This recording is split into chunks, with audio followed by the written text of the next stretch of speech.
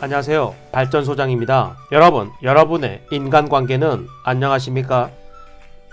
반백년 이상 살아왔고 정말 많은 사람들을 겪었지만 제일 힘든 부분이 바로 이 인간관계가 아닌가 싶습니다. 어제 있었던 일을 곱씹어봐도 그 해결책이 보이지 않습니다. 맞습니다.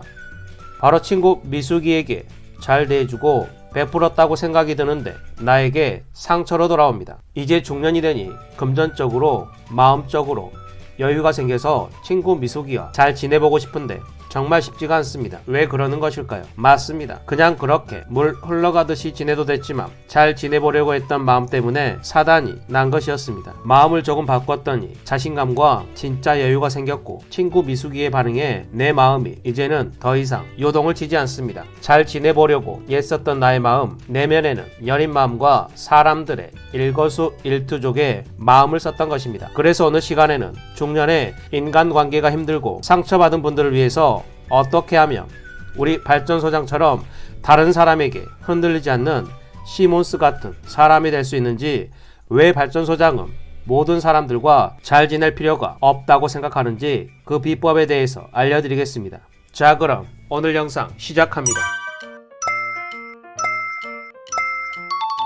발전소장이 모든 사람들과 잘 지내지 않고 자존감 높은 이유 4가지 중 그 첫 번째, 모든 사람에게 잘 보이려고 노력하지 않는다. 여러분은 가족들을 포함해서 지인들과 지금 현재 어떻게 지내고 계신가요? 혹시 착한 어린이 콤플렉스에 걸려서 주변의 모든 사람들에게 사랑받기 위해서 매일 애쓰면서 상처받고 있지는 않으신가요? 이런 사람들의 특징은 밉보이지 않으려고 무조건 잘해주거나 부탁을 거절하지 못하고 상대방의 눈치를 보며 기분을 맞춰주고 배려를 합니다. 그렇게 만만한 사람이 됩니다. 여기서 가장 큰 문제는 우리 스스로가 불행해진다는 것입니다. 이러한 태도로 사람들을 만나고 상대하게 되면 선행을 베풀고도 그 사람이 기뻐하면 다행이라고 생각을 하고 상대방 기분이 언짢아 보이면 우리는 눈치를 보게 됩니다. 친구 미숙이의 기분을 상하지 않고 기쁘게 해주려고 하다 보니 자꾸 눈치를 보면서 행동이 위축되고 식당에 밥 먹으러 가서도 어느 순간부터 미숙이의 메뉴를 따라서 시키고 있는 나를 발견합니다. 발전소장님이 내 인생의 주인공은 나라고 하고 살아가라고 그렇게 귀에 딱지가 않게 이야기를 해줬지만 친구가 없어서 미숙이만 바라보다 보니 나는 조연도 아니고 엑스트라가 되고 맙니다. 이렇게 모든 사람들에게 잘 보이려고 과한 노력을 하다 나쁜 사람들과 엮이게 되면 우리는 그들의 먹잇감이 됩니다. 그 영약한 나쁜 사람들은 우리의 이러한 마음을 다 읽고 우리를 마음대로 휘두릅니다.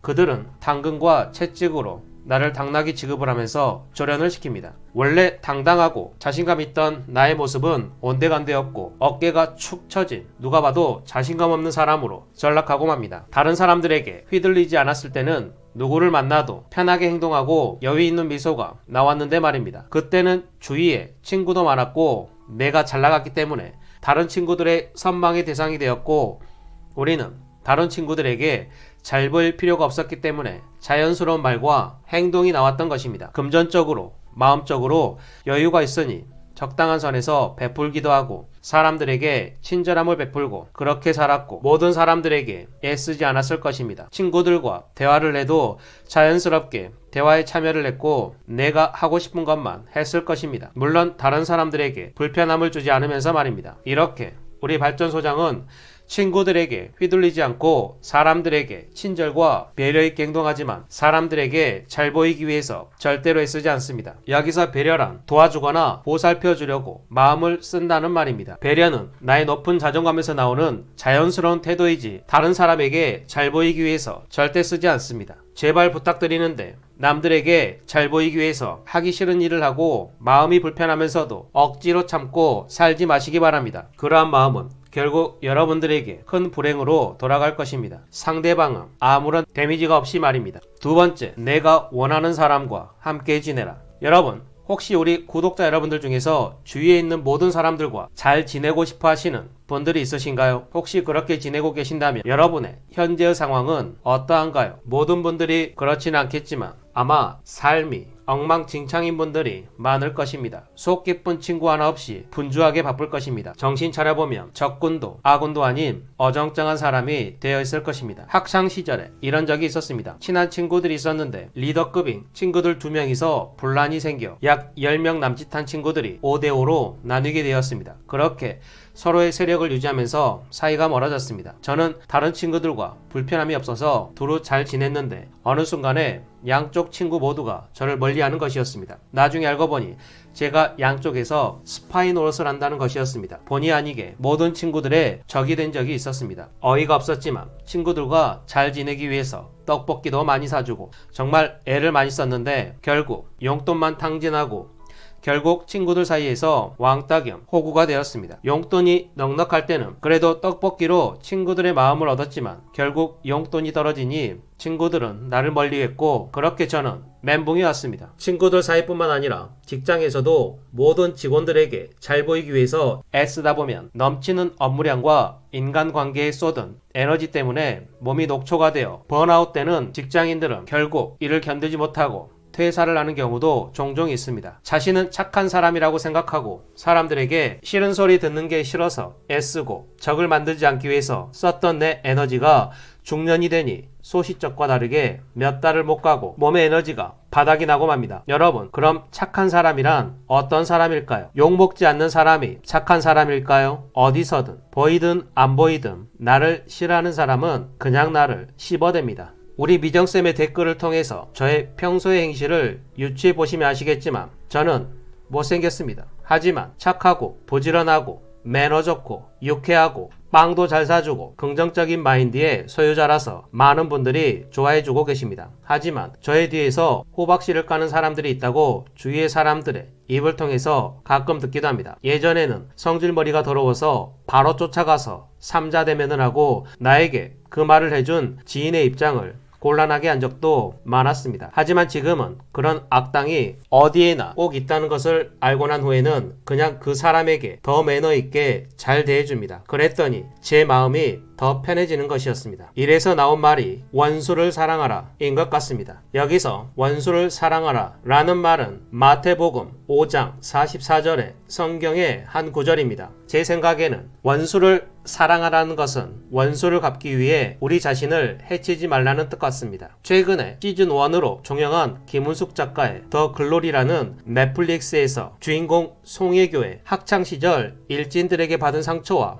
복수를 위해서 본인의 모든 것을 걸고 평생에 걸쳐 복수하는 드라마를 보신 분들이나 직접 복수를 해보신 분들은 느끼셨겠지만 원수에게 고통을 주기 위해서는 우리는 그보다 10배, 100배의 심적 고통을 받았을 것입니다. 원수를 사랑하라는 말은 다시 말해 우리 자신을 사랑하라는 말일 것입니다. 그냥 남들에게 해끼치지 않고 올바르게 살면 그것으로 충분합니다. 제가 누누이 강조드리지만 중년에는 최소한의 에너지를 쓰면서 생활을 해야 합니다. 무조건 아껴야 합니다. 이런 쓸데없는 인간관계에 에너지 낭비하는 일이 없도록 노력해야 합니다. 조금 전 성경의 한 구절을 말씀드렸지만 우리나라에는 기독교, 불교, 천주교 이 세 종교만 인정을 해주고 우리는 예수님, 부처님, 성모 마리아님의 말씀을 듣고 종교생활을 합니다. 물론 무교인 분들도 있을 것입니다. 그 성인들도 모든 사람들에게 사랑을 받지 못하고 있고 때로는 비난을 받기도 합니다. 이러한 신들도 그러한데 우리 같은 사람은 오죽하겠습니까?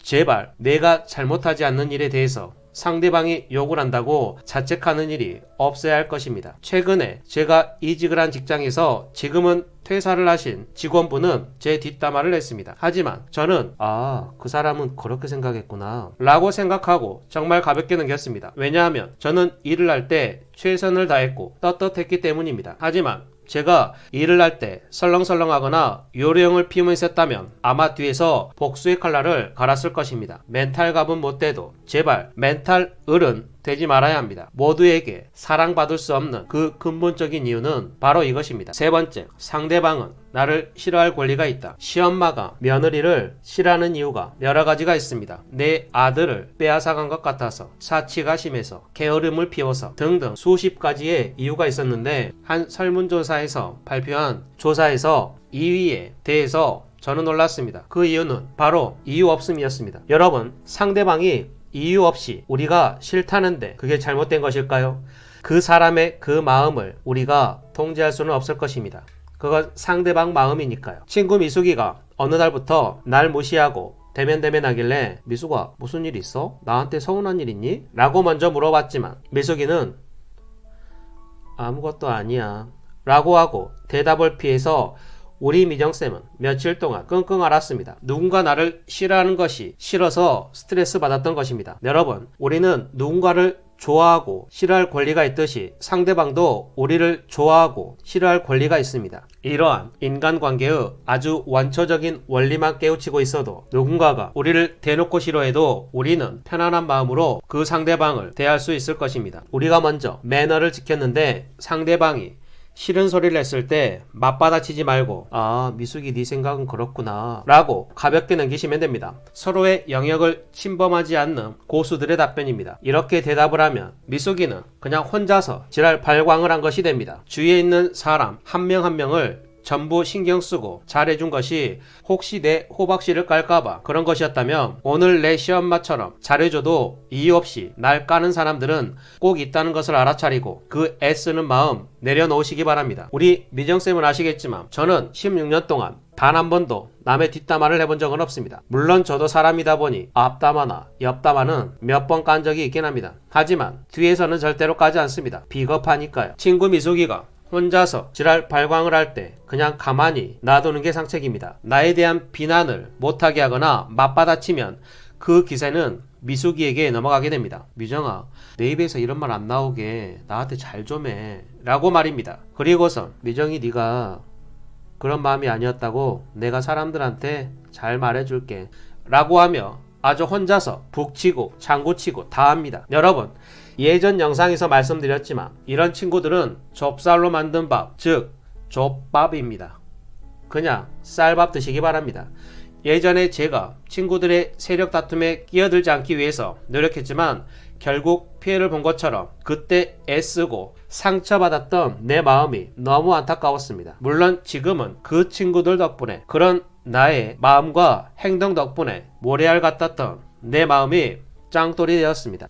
제발 중년에 더 이상은 상대방의 비난에 위축되고 두려워하고 숨고 피하고 스트레스 받으시면 절대로 안 됩니다. 내가 실수하지 않았는데 나를 험담하는 친구가 있다면 서로 종교가 다르거나 정치적 성향이 다른 옆집 미숙이 정도로 취급하시면 됩니다. 마지막 네 번째, 아마 오늘 이야기 중 제일 중요하지 않을까 생각합니다. 미숙이의 칭찬에 목에 기부스하지 말고 미숙이의 비난에 흔들리지 않는다. 앞서 설명드린 대로 친구 미숙이에게 잘 보이려고 하는 행동, 싫은 소리 듣기 싫어하는 행동, 이런 행동은 왜 나오는 것이라고 했죠? 기억이 나지 않는다고요? 중년이라면 다들 겪는 자연스러운 현상입니다. 걱정하지 마십시오. 바로 모든 사람에게 인정받고 사랑받고 싶은 내 욕심 때문에 그런 것입니다. 이 욕심이 크면 클수록 상대의 칭찬과 비난에 강도 8.0의 강한 지진이 일어난 것처럼 우리의 몸과 마음은 요동을 쳤을 것입니다. 칭찬만 받고 싶고 비난은 받지 않으려고 하다 보니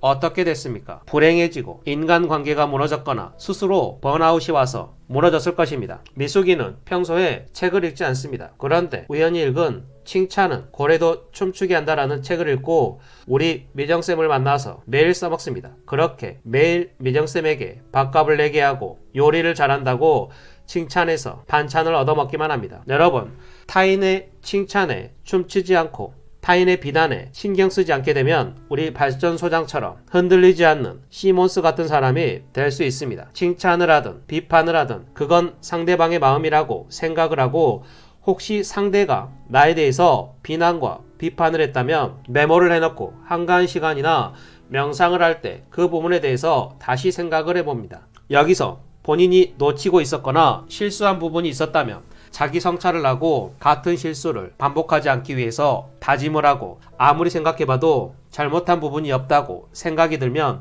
그냥 그대로 메모장에서 삭제를 하시면 됩니다. 그리고 정말 깨끗하게 잊어버리시기 바랍니다. 이렇게 본인에 대해서 성찰을 하게 되면 이성적인 판단을 할 수 있게 됩니다. 성찰의 뜻은 지나간 일을 되돌아보거나 살핀다는 단어입니다. 대부분 지나간 일을 되돌아보거나 반성한다는 뜻으로 알고 있지만 여러분, 잘못한 게 없는데 반성할 이유가 없습니다. 한 예능 프로그램에서 흥거신이 조세호에게 야, 너 왜 안재욱 결혼식에 안 갔어? 라는 말에 모르는데 어떻게 가요? 라고 했던 말과 같은 맥락입니다. 반성은 잘못했을 때 하는 것입니다. 이렇게 평소에 자기 성찰을 하고 단점을 보완하고 좋은 점을 발달시킨다면 그 누구보다도 자존감 높고 강한 사람이 될 것입니다. 사람들이 절대로 만만히 보지 않을 것입니다. 친구 미숙이의 칭찬과 비난은 그냥 미숙이 개인의 생각일 뿐입니다. 제발 친구 미숙이의 칭찬에 기분 좋다고 날라다니지 말고 비난했다고 지하 3층까지 내려가지 마시기 바랍니다.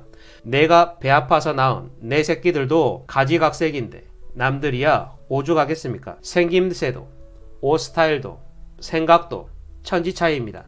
미숙이가 나에게 한 칭찬이 다른 사람의 기준에서는 비난이 될 수도 있습니다. 반대로 그 비난이 칭찬이 될 수도 있습니다. 여러분, 우리 인생의 주인공은 바로 우리 자신입니다. 칭찬과 비난은 그냥 증권가에 떠도는 찌라시 정도로 취급하시기 바랍니다. 오늘은 이렇게 내 삶에만 집중해야 하는 4가지 이야기를 들려드렸습니다. 모든 사람들에게 잘 보이려고 하지 말고 내가 좋아하는 사람들과 시간을 보내고 상대방은 나를 싫어할 권리가 있고 상대의 칭찬과 비난에 흔들리지 않는 중년이 된다면 우리의 삶에만 집중할 수 있을 것입니다. 아참, 우리 구독자님들 중에 영자님께서 자꾸 영자 이야기를 해서 기분이 언짢으시다고 하셨습니다. 이 자리를 빌어 전국에 계신 김영자, 이영자, 박영자, 최영자, 정영자, 독고영자, 선우영자님 이외에 모두 영자님들께 사과의 말씀 올립니다. 그래서 오늘 새로 모시고 온 분은 윌리엄 세바스찬 미숙님 이야기를 들려드렸으니 미숙님들에게는 비밀로 부탁드립니다. 오늘은 이 말을 끝으로 영상을 마치겠습니다. 그림자를 두려워 말라.